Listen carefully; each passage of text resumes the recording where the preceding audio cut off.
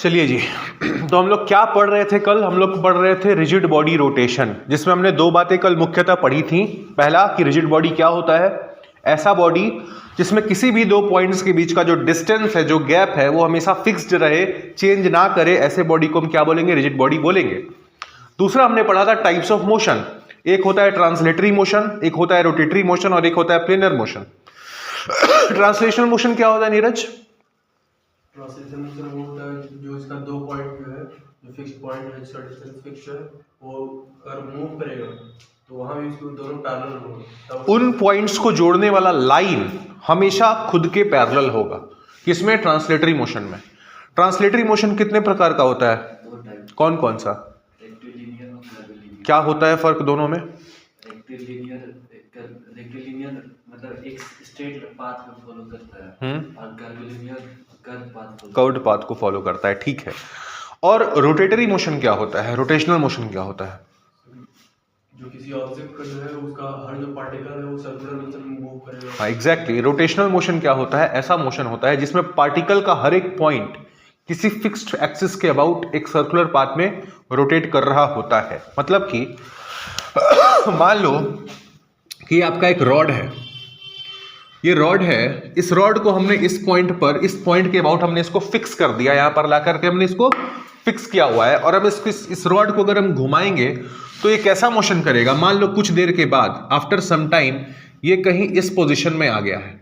ये सपोज करिए इस पोजीशन में कुछ टाइम के बाद आ गया है, तो इस आप देखोगे कि इस रॉड का हर एक पॉइंट, मान लो ये पॉइंट 1 है, ये पॉइंट 2 है, ये पॉइंट 3 है, ये पॉइंट 4 है। यहां पर जब रॉड आया तो मान लीजिए पॉइंट 1 यहां पर आ गया, पॉइंट 2 आपका यहां पर आ गया, पॉइंट 3 आपका यहां पर आ गया, पॉइंट 4 आपका यहां पर आ गया। तो आप देखेंगे कि हर एक पॉइंट जो है, जैसे पॉइंट 1, पॉइंट 2, पॉइंट 3 और पॉइंट 4, हर एक पॉइंट इस रॉड का हर एक पॉइंट इस एक्सिस के अबाउट एक सर्कुलर मोशन में मूव कर रहा है। तो इस प्रकार के मोशन को हम क्या करते हैं, क्या कहते हैं? रोटेशनल मोशन कहते हैं। और जैसे ही रोटेशनल आ गया, वहां पर आपका सर्कुलर पाथ आ गया। अब सर्कुलर पाथ अगर आ गया तो हमें थोड़ा सा सर्कुलर मोशन के बारे में भी जानकारी रखनी होगी, ताकि हमको चीजें बेहतर ढंग से समझ में आए। तो अब हम पढ़ने जा रहे हैं थोड़ा सा समरी ऑफ सर्कुलर मोशन, ठीक है? हेडिंग डाल लीजिए सर्कुलर मोशन, या फिर हेडिंग डालिए variables used in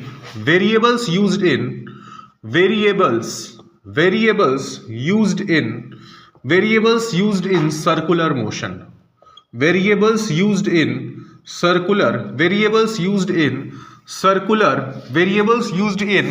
circular motion. चलो जी, फिर से हम क्या करते हैं, अपना वही रॉड लेते हैं जिस रॉड को हमने अभी ले रखा था। इसके अबाउट यहां पर हम इसको फिक्स कर देते हैं।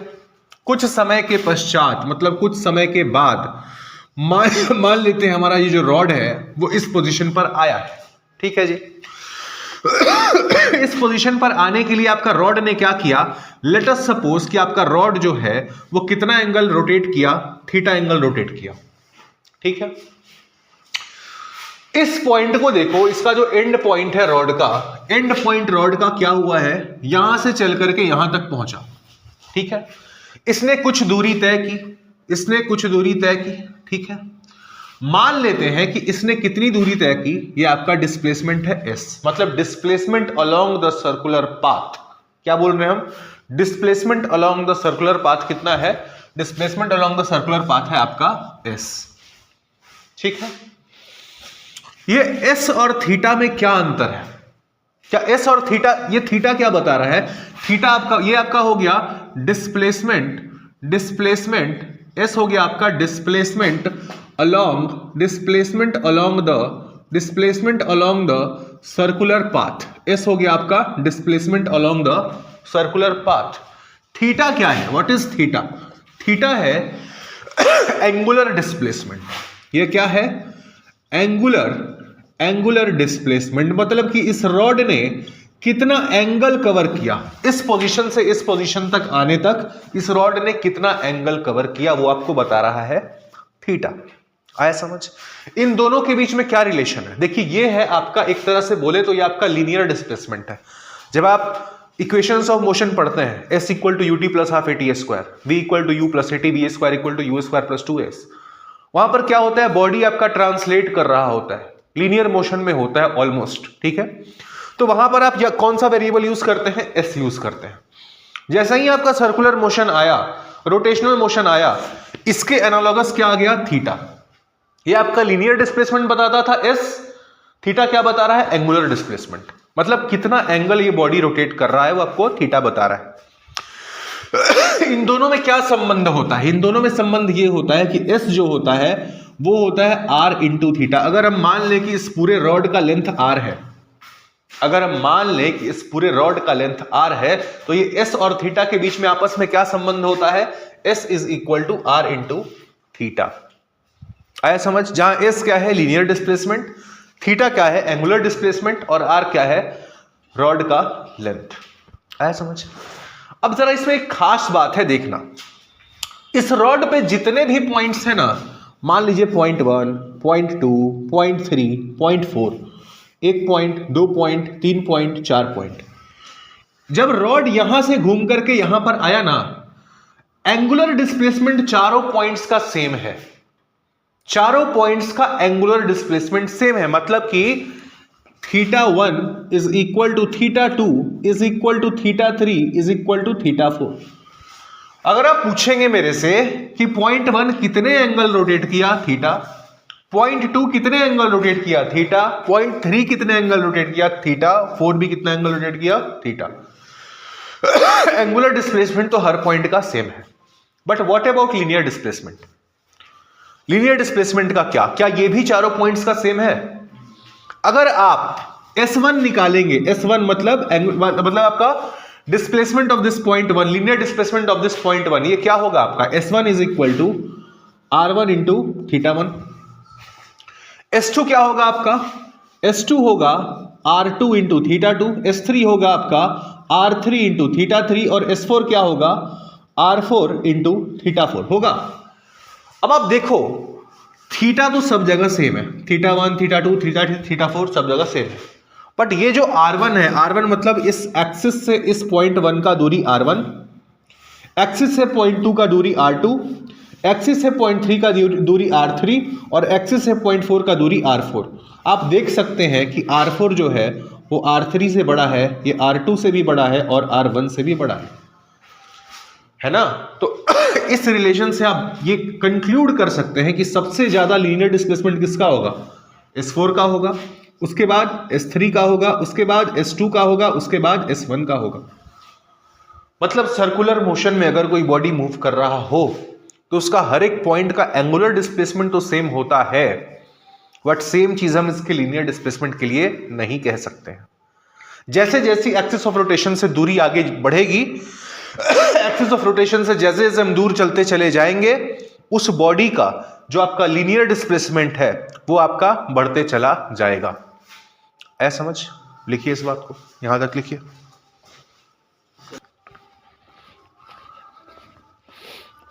तो आपने समझा अभी तक कि जो आपका S होता है, S क्या होता है, S is equal to R into theta.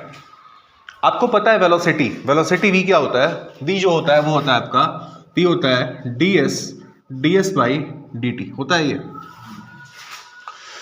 आपको S पता है, आप इसको क्या करो, टाइम के साथ डिफरेंशिएट कर दो, क्या हो जाएगा ये, ds by dt is equal to d of r theta by dt। ठीक है, r तो आपका कांस्टेंट है, रॉड का लेंथ फिक्स है, इसको बाहर निकाल लेते हैं, क्या हो जाएगा ये r into D theta by r into D theta by d T.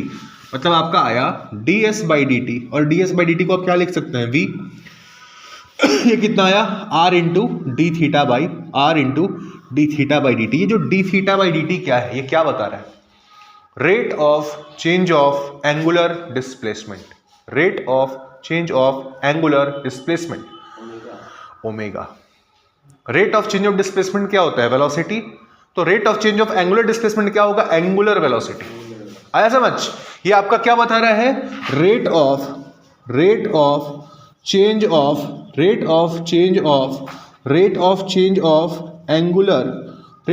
Of angular displacement rate of change of angular displacement माने कि D theta by d T, इसी को हम क्या बोलते हैं, एंगुलर वेलोसिटी ओमेगा। आया समझ?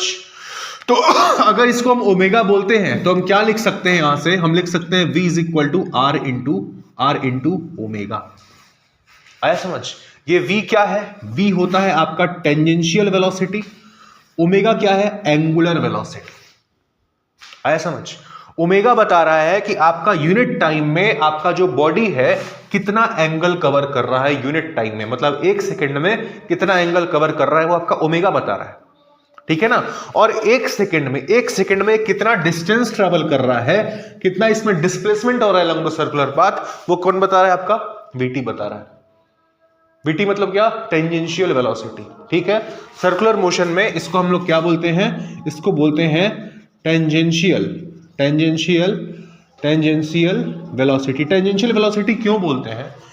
क्योंकि इसका जो डायरेक्शन होता है ना, जैसे मान लीजिए रॉड अभी यहां पर इस पार्ट पे है और ये आपका घूम रहा है, इसका वेलोसिटी जो vt होगा ना, उसका डायरेक्शन अलोंग द टेंजेंट होता है। क्या होता है? अलोंग द टेंजेंट, और टेंजेंट की तरफ होने की वजह से उसका नाम हम क्या देते हैं? Tangential velocity. लिखिए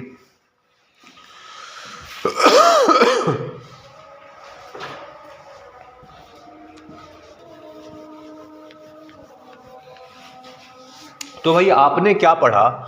आपने पढ़ा अभी एंगुलर वेलोसिटी ओमेगा के बारे में, और आपने देखा कि जो टेंजेंशियल वेलोसिटी vt होता है, ये ओमेगा के साथ इसका क्या रिलेशन है? vt is equal to are omega, ठीक। ये जो आपका ओमेगा होता है एंगुलर वेलोसिटी तो आपको पता है कि कैसा क्वांटिटी है? वेक्टर क्वांटिटी है। एंगुलर वेलोसिटी कैसा क्वांटिटी है? स्केलर या वेक्टर? कोई क्वांटिटी स्केलर तब होती है जब उसके पास सिर्फ मैग्नीट्यूड हो, वेक्टर तब होती है जब मैग्नीट्यूड के साथ साथ आपका डायरेक्शन भी बता रहा हो। तो जो आपका एंगुलर वेलोसिटी है वो स्केलर है क्या वेक्टर है? स्केलर मतलब उसके पास डायरेक्शन नहीं है। अगर वेक्टर आप बोल रहे हैं तो बताइए इसका डायरेक्शन किधर है? तो इसका डायरेक्शन है किधर? मतलब अगर यहां आप बोल रहे हैं कि अगर यहां पर है तो यहां पर डायरेक्शन है, यहां पर अगर है तो यहां पर डायरेक्शन है, यहां पर है तो यहां पर है, यही ना बोल रहे हो भाई? ये तो टेंजेंशियल वेलोसिटी की बात आप कर रहे हो, आप बीटी की बात कर रहे हो। बीटी जब यहां पर है तो इस डायरेक्शन में है, बीटी जब यहां पर है तो देखो बीटी जब यहां पर है तो टेंजेंट इस डायरेक्शन में है, तो बीटी यहां पर इस डायरेक्शन में है। जब यहां पर आए तो टेंजेंट इस डायरेक्शन में है, तो बीटी यहां पर हो गया। तो बीटी का डायरेक्शन तो हाँ हर पॉइंट पे चेंज कर रहा है, बीटी का डायरेक्शन फिक्स नहीं है। बट हम बीटी की बात नहीं कर रहे हैं, हम बात कर रहे हैं एंगुलर वेलोसिटी ओमेगा की। एंगुलर वेलोसिटी अगर आप बोल रहे हैं कि वेक्टर क्वांटिटी है तो फिर बताइए कि उसका डायरेक्शन किस तरफ है। और अगर आप डायरेक्शन नहीं बता पा रहे हैं तो फिर तो वही वाली बात हो जाएगी, एंगुलर वेलोसिटी क्या हो जाएगा आपका? स्केलर हो जाएगा। होगा कि नहीं होगा? तो बताइए वेक्टर है या स्केलर है?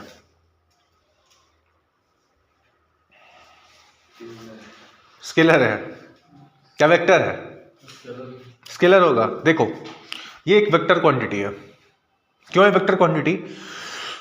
अगर आपका बॉडी एंटी क्लॉकवाइज डायरेक्शन में रोटेट कर रहा है, एंटी क्लॉकवाइज डायरेक्शन में अगर रोटेट कर रहा है, अपनी हाथ को राइट हैंड को लो, राइट हैंड को खोलिए, पाम अपना खोलिए, और जो आपकी 4 उंगलियां हैं अंगूठे को छोड़ करके अपनी 4 उंगलियों को जिस डायरेक्शन में रोटेट कर रहा है उस डायरेक्शन में रख दीजिए, घुमा दीजिए उस डायरेक्शन में। तो आपका एंटी क्लॉकवाइज रोटेट कर रहा है तो हमने अपनी 4 उंगलियों को इस डायरेक्शन में एंटी क्लॉकवाइज डायरेक्शन में रख दिया। जब आप 4 उंगली को इस तरफ रखेंगे तो आपका अंगूठा जिस डायरेक्शन में पॉइंट करेगा उस डायरेक्शन में एंगुलर वेलोसिटी की डायरेक्शन हो जाएगी। मतलब एंगुलर वेलोसिटी का डायरेक्शन कहां है? Out of the plane of the board, board के प्लेन के बाहर। आया समझ?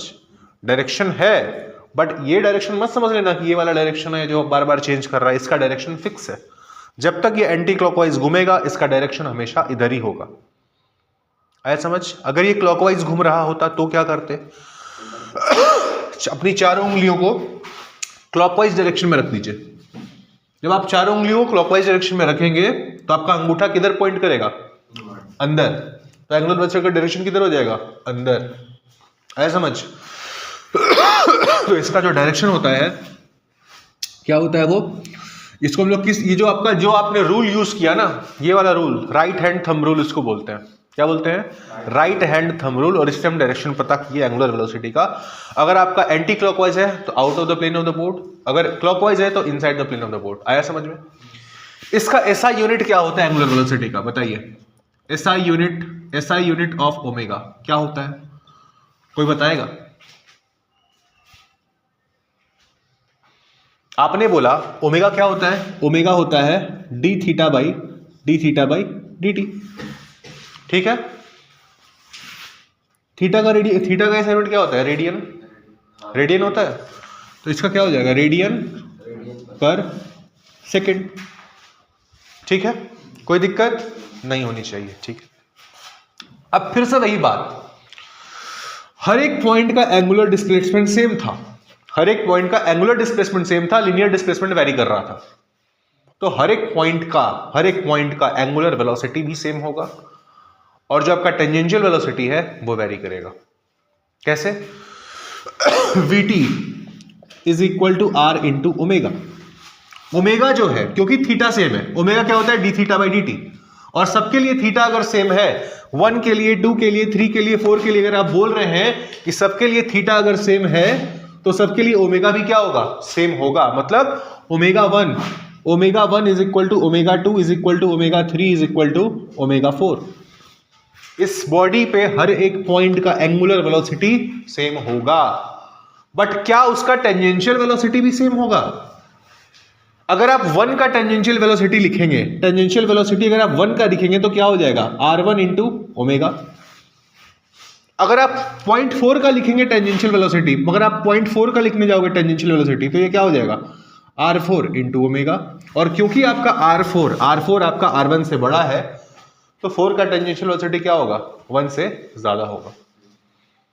आ रहा है बात समझ में? तो आपका एंगुलर डिस्प्लेसमेंट जैसे सेम होता था, वैसे ही एंगुलर वेलोसिटी भी सेम होगा हर एक पॉइंट का बॉडी का।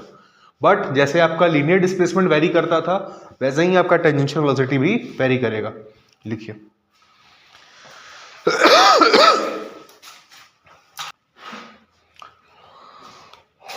आपने लिखा tangential velocity v is equal to r into omega. ये रिलेशन किसके बीच में है? टेंजेंशियल वेलोसिटी और एंगुलर वेलोसिटी के बीच में। बहुत इंपॉर्टेंट। क्यों? क्योंकि आपके लीनियर मोशन को एंगुलर मोशन, सर्कुलर मोशन से कनेक्ट कर रहा है। ठीक है, v equal to r into omega. But ये जो फॉर्मूला है ये स्केलर फॉर्म में है। किस फॉर्म में है? ये स्केलर फॉर्म में है। अगर आप वेक्टर फॉर्म में लिखेंगे तो यही बन जाता है v is equal to omega cross r।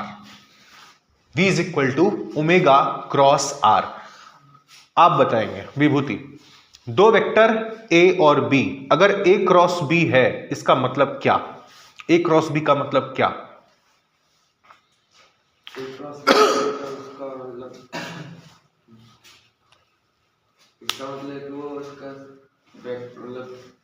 Vector product कर रहे हैं। हाँ, वेक्टर प्रोडक्ट कर रहे हैं। ठीक है, और बताइए। ए क्रॉस बी में तो उसको सॉल्व करने के लिए लोग डिटर्मिनेंट मेथड का यूज करते हैं। ठीक, और बताइए।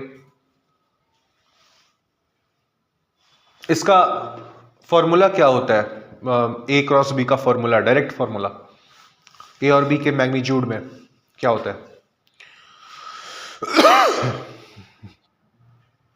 ए cross B equal to A B sine theta पढ़े थे?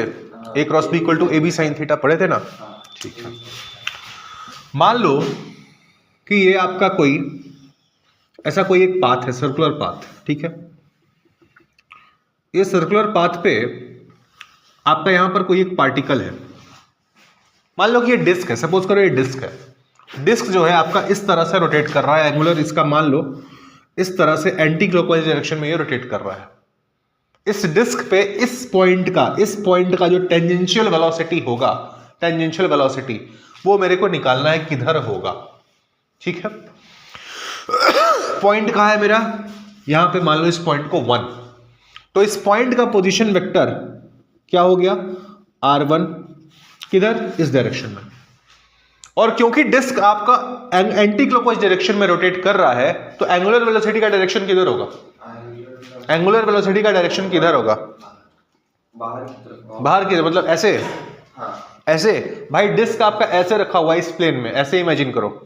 डिस्क ऐसे नहीं है, डिस्क ऐसे है। तो ऊपर की तरफ। हाँ, तो एंगुलर वेलोसिटी आपका किधर हो गया? ऊपर की तरफ। तो एंगुलर वेलोसिटी का डायरेक्शन ऊपर की तरफ, पोजीशन वेक्टर आर का डायरेक्शन इस तरफ।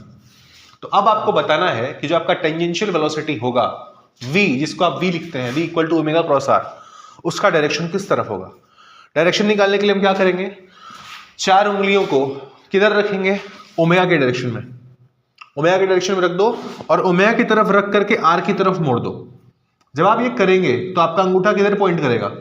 अंदर की तरफ। मतलब जो आपका वेलोसिटी होगा, जो आपका वेलोसिटी होगा वो होगा किधर? आपका बीटी अंदर की तरफ। आया समझ? तो ये आपका कौन से फॉर्म में हो गया? ये हो गया आपका वेक्टर फॉर्म में, v is equal to omega cross r. तब आप मेरे से पूछ सकते हो कि सर अगर v equal to omega cross r होता है तो फिर हम स्केलर फॉर्म में इसको ऐसे कैसे लिख देते हैं, v equal to are omega? बताइए, कोई बता सकता है? अगर वेक्टर फॉर्म में v equal to omega cross r है तो स्केलर फॉर्म में हम is equal to v equal to are omega कैसे लिख देते हैं सर्कुलर मोशन में? आपने बोला कि अगर दो वेक्टर a क्रॉस b होते हैं तो इनका प्रोडक्ट क्या होता है? ए बी साइन थीटा होता है। यहां पर क्या है? ओमेगा और आर। तो ये क्या हो जाएगा? Omega into r into sine theta. Theta क्या है? Angle between omega and r. तो यहां ओमेगा इस तरफ है, आर इस तरफ है, दोनों के बीच का एंगल कितना है? 90 डिग्री। तो आपका क्या लिख सकते हैं? आप लिख सकते हैं v इज इक्वल टू कितना हो जाएगा? Omega into r, omega into r into sine 90। तो आपका v कितना हो गया? ये हो गया आपका ओमेगा इंटू आर, इसी को हम लोग बोल देते हैं आर इंटू ओमेगा। आया समझ? लिखिए।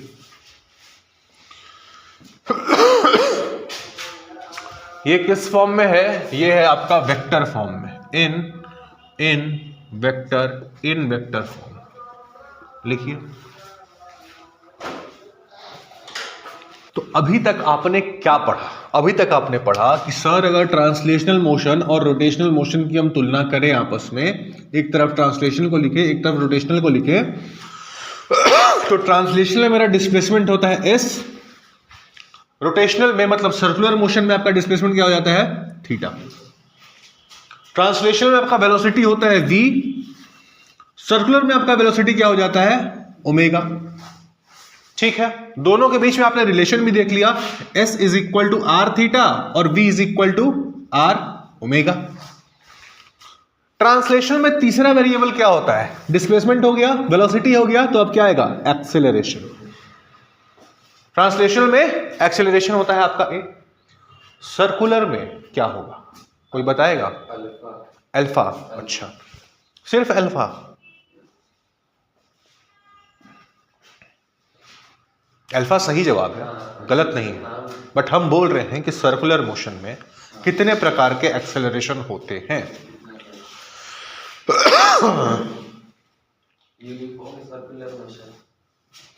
सर्कुलर मोशन में 3 प्रकार के एक्सेलरेशन आ जाएंगे। एक होगा आपका AC, एक होगा आपका AT और एक होगा आपका अल्फा। अब ये क्या है, इसी को हम लोग अभी विस्तार से पढ़ने जा रहे हैं। तो हेडिंग डाल लीजिए एक्सेलरेशन। एक्सेलरेशन।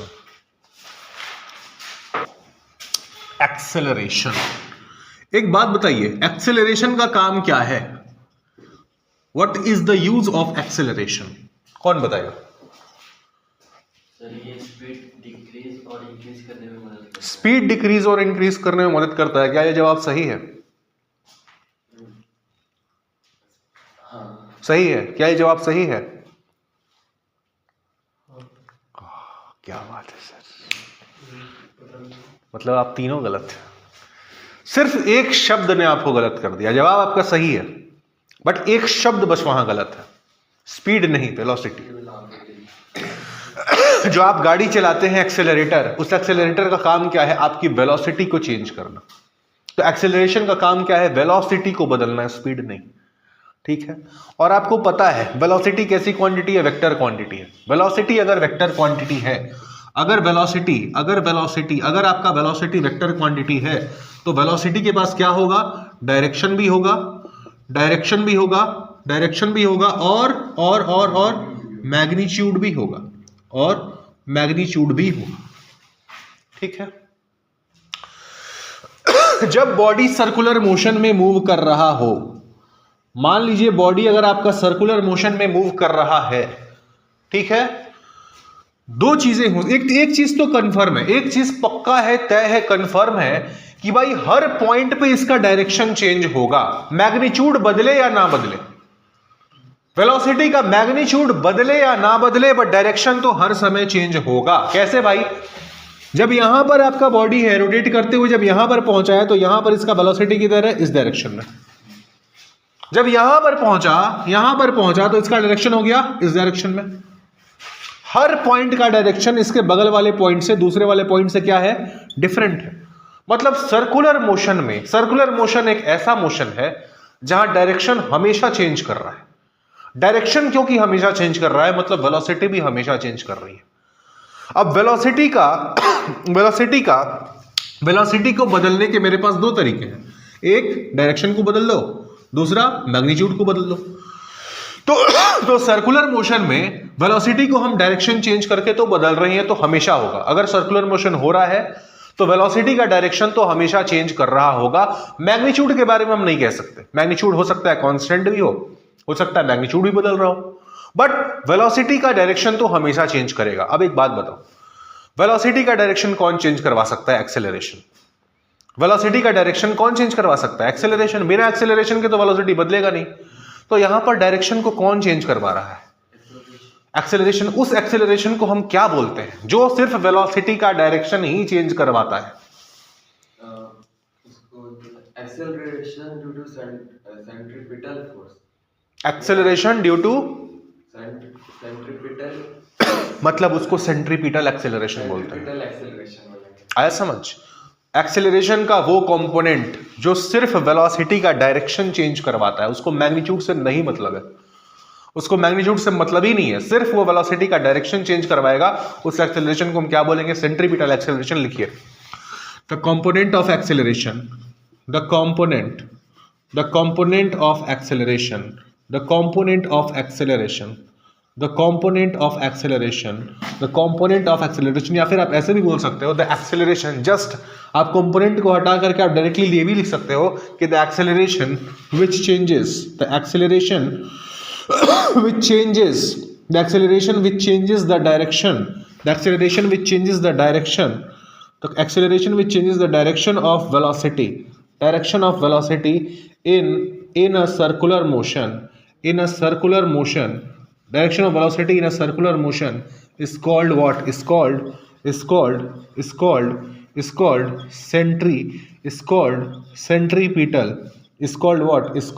centripetal acceleration।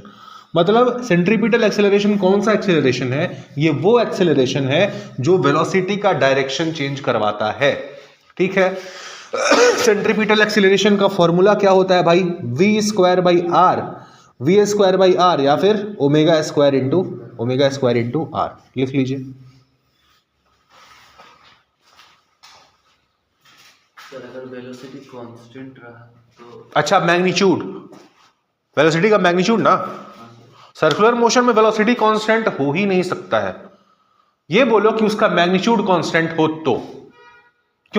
हम क्यों बोल रहे हैं कि वेलोसिटी कांस्टेंट नहीं हो सकता है? क्योंकि आप देख रहे हो कि हर पॉइंट पे इसका डायरेक्शन तो चेंज ही कर रहा है। सर्कुलर मोशन ऐसा एग्जांपल है मोशन का जहां वेलोसिटी कांस्टेंट हो ही नहीं सकती। क्यों? क्योंकि हमेशा इसका डायरेक्शन चेंज कर रहा है, और अगर डायरेक्शन चेंज कर रहा है मतलब वेलोसिटी चेंज कर रहा है कि नहीं? तो आप ये बोलो कि अगर वेलोसिटी का मैग्नीट्यूड कांस्टेंट रहा तो उसको क्या बोल देंगे? Uniform circular motion. Uniform circular motion तो वही होता है ना कि वेलोसिटी का सिर्फ डायरेक्शन चेंज कर रहा होता है बट उसका मैग्नीट्यूड कांस्टेंट होता है। ऐसा समझ में? लिख लिए। साथ में एक और पॉइंट लिखिए, the direction of centripetal acceleration, the direction of centripetal acceleration, the direction of centripetal acceleration, the direction of centripetal acceleration, the direction of centripetal acceleration is towards towards the centre लिखिए, centre, या फिर आप ऐसा भी लिख सकते हो towards the axis of rotation, मतलब जिस एक्सिस के अबाउट रोटेट कर रहा है उस एक्सिस की तरफ इसका डायरेक्शन होता है। देखिए क्लियर। अब ये बताओ, ये आपने बोला कि सेंट्रीपिटल एक्सेलरेशन वो एक्सेलरेशन है जो वेलोसिटी का डायरेक्शन चेंज करवाता है, उसको मैग्नीट्यूड से मतलब नहीं है। आया समझ में? आपने ये जो बात बोली कि उसका डायरेक्शन हमेशा सेंटर की ही तरफ होता है, क्यों सेंटर की तरफ होता है? वाई? किसी और डायरेक्शन में क्यों नहीं होता है? एक बात बताइए, यहां पर वेलोसिटी इधर थी, यहां पे बदल के इधर हो गई। वेलोसिटी जब इधर बदल रही है तो इसका सेंटर से क्या मतलब है? एक्सीलरेशन का डायरेक्शन फिर इधर कैसे हो गया? वेलोसिटी जब इधर बदल रही है, टेंजेंट के डायरेक्शन में बदल रही है हमेशा, तो सेंट्रीपिटल एक्सीलरेशन का डायरेक्शन सेंटर की ही तरफ कैसे हो गया? कैसे हुआ? क्यों हुआ? इसका भी डायरेक्शन तो इधर ही होना चाहिए था ना। जब बदल रहा है इस डायरेक्शन में, तो बदलवाने वाला फिर इधर कैसे हो सकता है?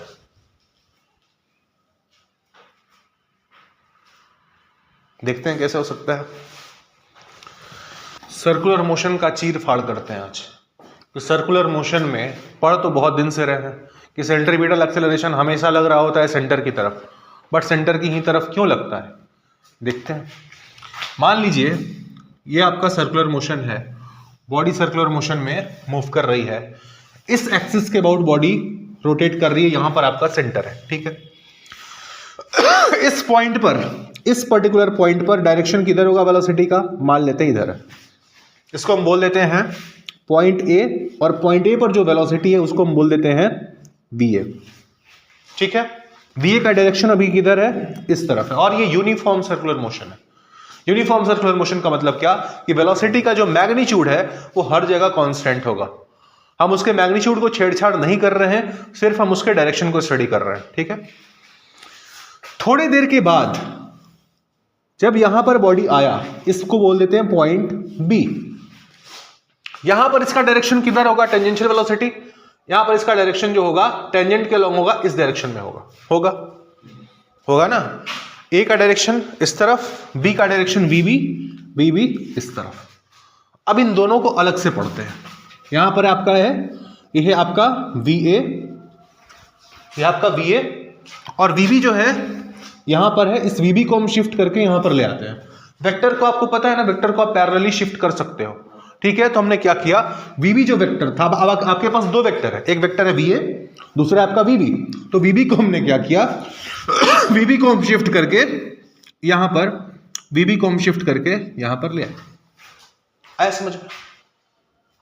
अगर दो वेक्टर दिया हो आपको, मान लो एक आपका वेक्टर ए, एक आपका वेक्टर बी।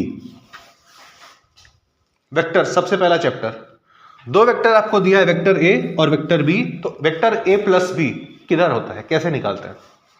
ए प्लस बी कैसे निकालते हैं? पहले वाले नहीं, मैं उसका फॉर्मूला नहीं पूछ रहे हैं, हम पूछ रहे हैं कि आपका जो वेक्टर लॉ ऑफ एडिशन होता है, triangular law of vector addition, वो क्या बोलता है कि अगर आपका वेक्टर ए कुछ इस तरह से है और वेक्टर बी, ए जहां पर खत्म हो रहा है वहां से वेक्टर बी शुरू हो रहा है, तो दोनों का जो रिजल्टेंट होता है ए प्लस बी, उसको निकालने के लिए पहले वाले के टेल को दूसरे वाले के हेड से हम कनेक्ट कर देते हैं। पढ़ा है आपने? तो ये क्या बताएगा, ये बताएगा आपका ए प्लस बी।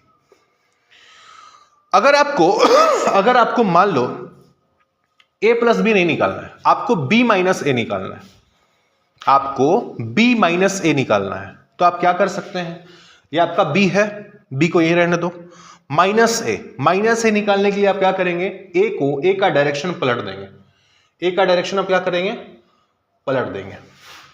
क्या होगा इससे, अगर आपका पहले वेक्टर ए इधर था तो ये आपका कौन सा वेक्टर हो गया, माइनस ए वेक्टर हो गया, माइनस ए वेक्टर, ठीक है जी, हो गया माइनस ए वेक्टर।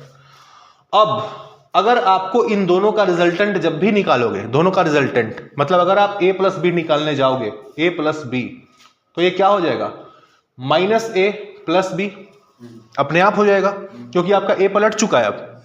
तो ये आपको क्या बता देगा, ये बता देगा आपका vector b minus vector a, बता देगा।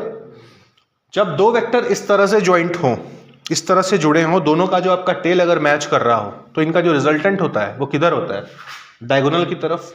ये एक पैरेललोग्राम बना रहा है, ये आपको एक पैरेललोग्राम दिख रहा है। Parallelogram law of vector addition क्या बोलता है, अगर दो वेक्टर्स हैं, वेक्टर ए और बी, और दोनों का टेल अगर जुड़ा हुआ है, तो दोनों का जो रिजल्टेंट होता है वो किधर होता है, डायगोनल की तरफ होता है। तो ये आपको क्या बताएगा, ये आपको बताएगा बी माइनस ए, ठीक है। वेक्टर वी ए आपको दिया था, वेक्टर वी बी आपको दिया था। आपको मान लो निकालना है चेंज इन वेलोसिटी, आपको अगर निकालना है चेंज इन वेलोसिटी, क्योंकि वेलोसिटी कौन चेंज करवा रहा है, वेलोसिटी चेंज करवा रहा है एक्सेलरेशन। तो एक्सेलरेशन निकालने के लिए वो क्या निकालना पड़ेगा, चेंज इन वेलोसिटी। तो चेंज इन वेलोसिटी क्या होगा, ये होगा आपका वीबी माइनस वी ए होगा। तो जैसे हमने यहां पर ए को पलट दिया था, वैसे ही वी ए को हम क्या करेंगे, वी ए को भी हम क्या करेंगे, पलट देंगे। पलट दिया हमने, ये क्या बन गया, माइनस वी ए बन गया। अब आपके पास दो वेक्टर है, एक आपका वीबी और एक आपका माइनस वी ए, और दोनों का टेल एक साथ कनेक्टेड है। तो इन दोनों का जो रिजल्टेंट होगा वो किधर होगा, इन दोनों का जो रिजल्टेंट होगा वो किधर होगा, इन दोनों के डायगोनल की तरफ होगा, और इन दोनों का डायगोनल सेंटर की तरफ जा रहा है। अब आया समझ में कि कैसे सेंट्रीपिटल एक्सेलरेशन, क्यों सेंट्रीपिटल एक्सेलरेशन सेंटर की तरफ होता है, क्योंकि जो चेंज इन वेलोसिटी हो रहा है, चेंज इन वेलोसिटी का जो डायरेक्शन है, जो वेक्टर आपको चेंज इन वेलोसिटी बता रहा है, उसका डायरेक्शन किधर है, सेंटर की तरफ। आया समझ में, बना लीजिए। हो गया, बना लिए, बस 5 मिनट और। सेंट्रीपिटल तो समझ में आ गया। सेंट्रीपिटल एक्सेलरेशन का वो कंपोनेंट है जो डायरेक्शन को चेंज करता है। मान लीजिए सर्कुलर मोशन में मेरे को मैग्नीट्यूड भी बदलने का मन किया कि नहीं भाई, हम चाहते हैं कि मेरा जो वेलोसिटी है, जिस वेलोसिटी से पार्टिकल रोटेट कर रहा है, उसका मैग्नीट्यूड को भी चेंज करें। तो हम क्या करेंगे, the component of acceleration which changes the magnitude of velocity in a circular motion is called tangential acceleration। आया समझ में, लिखिए, हेडिंग डालिए, tangential acceleration। the component of acceleration, the component of acceleration, the component of acceleration which changes the magnitude, the component of acceleration which changes the magnitude of velocity, the component of acceleration which changes the magnitude of velocity, when a magnitude of velocity in a circular motion is called what, is called tangential acceleration। कैसे भाई, मान लो कि ये आपका circular motion हो रहा है, sorry अच्छे से थोड़ा बना लेते हैं। मान लीजिए कि आपका ये सर्कुलर मोशन इस प्रकार से सपोज करिए हो रहा है, ठीक है। ये क्या है, ये है आपका टेंजेंशियल वेलोसिटी vt, जो आपका कितना होता है, r इंटू ओमेगा, ठीक है। मैग्नीट्यूड कब बदलेगा, जब आपका vt बदलेगा। vt का एक न्यूमेरिकल वैल्यू है ना, vt का एक न्यूमेरिकल वैल्यू है r ओमेगा, और अगर आपको मैग्नीट्यूड बदलना है तो आपको इस r ओमेगा को बदलना पड़ेगा। तो जो एक्सेलरेशन इस vt को बदल दे, मतलब इस r ओमेगा को बदल दे, वही क्या हो जाएगा, टेंजेंशियल एक्सेलरेशन। तो टेंजेंशियल एक्सेलरेशन क्या हो जाएगा आपका, ये हो जाएगा dvt बाई dt, मतलब rate of change of tangential velocity, ठीक है। इसको आप क्या लिख सकते हैं, d times of r omega by dt, क्योंकि r आपका कांस्टेंट होता है, distance of the particle from the centre तो कांस्टेंट है, तो r को बाहर निकाल लीजिए, क्या हो जाएगा, ये r into d omega by dt। और ये जो डी ओमेगा बाई dt आया, इसी को हम क्या बोल देते हैं, इसी को हम बोल देते हैं r इंटू एल्फा। एल्फा क्या है, एल्फा है आपका डी ओमेगा बाई dt, मतलब एंगुलर एक्सेलरेशन। क्या है ये, एंगुलर एक्सेलरेशन। जो एंगुलर वेलोसिटी को बदल रहा है वो है आपका एंगुलर एक्सेलरेशन। ध्यान से सुनिएगा, जो एंगुलर वेलोसिटी को बदल रहा है वो है एंगुलर एक्सेलरेशन, जो टेंजेंशियल वेलोसिटी को बदल रहा है वो टेंजेंशियल एक्सेलरेशन, और जो सिर्फ डायरेक्शन बदल रहा है वो सेंट्रीपिटल एक्सेलरेशन। आया समझ में, कोई दिक्कत नहीं होनी चाहिए। लिखिए, अल्फा क्या है, angular acceleration is the angular acceleration alpha is what is the rate of change of angular velocity omega alpha क्या होता है D omega by d T. इसका ऐसा यूनिट क्या होगा, ओमेगा का ऐसा यूनिट होता है रेडियन पर सेकेंड, तो इसका ऐसा यूनिट क्या हो जाएगा, इसका ऐसा यूनिट हो जाएगा आपका रेडियन पर सेकेंड स्क्वायर। ऐसा समझ लिखिए सर वो वेलोसिटी और टेंजेंशियल वेलोसिटी में क्या अंतर है? यहां पर जो आपका सर्कुलर मोशन में वेलोसिटी होता है ना, अगर हम मान लीजिए कभी आपको सिर्फ वेलोसिटी बोल रहे हैं, सिर्फ वेलोसिटी, तो उसका मतलब टेंजेंशियल वेलोसिटी ही समझिएगा, ठीक है। वेलोसिटी सिर्फ सर्कुलर मोशन में सिर्फ दो ही वेलोसिटी होगी, एक एंगुलर वेलोसिटी, एक टेंजेंशियल वेलोसिटी। तो अगर मान लीजिए हम कभी सिर्फ वेलोसिटी बोल रहे हैं तो वो टेंजेंशियल वेलोसिटी ही है, ठीक है। पहले जो वेलोसिटी तो उसका डायरेक्शन जो चेंज वो सेंट्रीपिटल एक्सीलरेशन है। हाँ, जो वेलोसिटी का डायरेक्शन बदल रहा था वो सेंट्रीपिटल एक्सेलरेशन था, जो उस वेलोसिटी का मैग्नीट्यूड बदलेगा वो टेंजेंशियल एक्सेलरेशन है, और जो एंगुलर वेलोसिटी बदलेगा वो एंगुलर एक्सेलरेशन है। लिखिए एंगुलर एक्सेलरेशन का डायरेक्शन, अगर आपका एंगुलर वेलोसिटी बढ़ रहा है, अगर एंगुलर वेलोसिटी बढ़ रहा है तो एंगुलर एक्सेलरेशन का डायरेक्शन भी किधर होगा, एंगुलर वेलोसिटी के ही तरफ होगा। और अगर एंगुलर वेलोसिटी घट रहा है तो एंगुलर एक्सेलरेशन का डायरेक्शन एंगुलर वेलोसिटी के अपोजिट डायरेक्शन में होगा। ऐसा समझ लिख लीजिए सब लोग। लास्ट टॉपिक लिखिए, हेडिंग डालिए, equation of motion for circular motion. Equation of motions, equation of motion, equation of motion, equations of motion, equations of motion, equations of motion for circular motion या फिर rotational motion. Equations, equations of motion, equations of motion for circular, equations of motion for circular motion. एक बात बताइए, जो आपने equation of motion पढ़ा है, v equal to u plus a t, s equal to u t plus half a t square and v square is equal to u square plus two s, पढ़ा है आपने? ये कब valid होता है? जब आपका एक्सेलरेशन ए कांस्टेंट हो। एक्सेलरेशन ए कांस्टेंट होता है तो आप ये तीन इक्वेशन ऑफ मोशन लगा सकते हैं। सिमिलरली जब आपका एंगुलर एक्सेलरेशन अल्फा कांस्टेंट हो तो आप फिर equation of motion circular motion में भी लगा सकते हैं। तो यहां पर लिखिए for translational motion, for translational motion, for translational motion, for translation motion कब when a is equal to constant. जब आपका एक्सेलरेशन एक कांस्टेंट होता है तो हम तीन इक्वेशन ऑफ मोशन पढ़ते हैं। पहला क्या होता है, v equal to u plus a t. दूसरा होता है आपका s equal to u t plus half a t square.